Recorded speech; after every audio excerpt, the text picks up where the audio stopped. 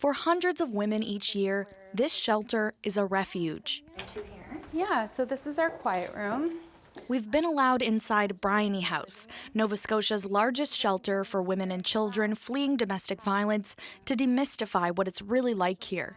Oftentimes we see people who are obviously quite worried about what is behind the doors here. It's one of the reasons that we welcomed you here. Some women arrive only with the clothes on their backs, having just escaped physical, emotional, or psychological abuse at the hands of their intimate partners. There's no one braver than a woman who chooses to leave an abusive relationship and come into shelter. We want people to see, not only the beautiful space that we have, but the services that are available. One of the main services offered is counseling. Their partner may have alienated their friends and family. They have no one left to talk to, or people don't understand that it can take multiple times to leave an abusive partner, so they kind of give up on the person.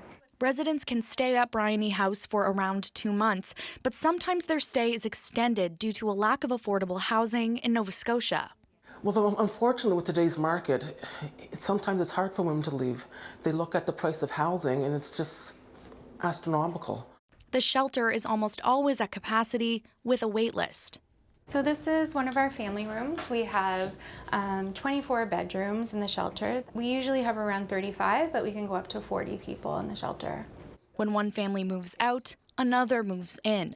Staff say ensuring the kids feel comfortable and safe is another top priority at Bryony House. Sandra Meyer-Ralphs has been a children's counselor at the shelter for 35 years.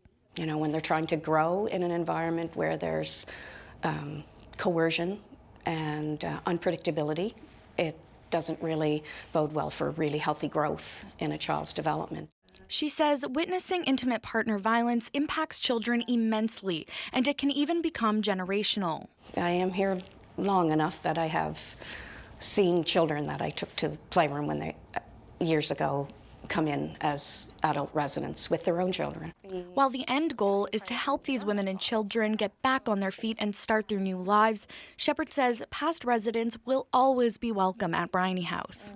The support doesn't stop at the shelter door, and that's something we really want people to know and remember, and we're always here.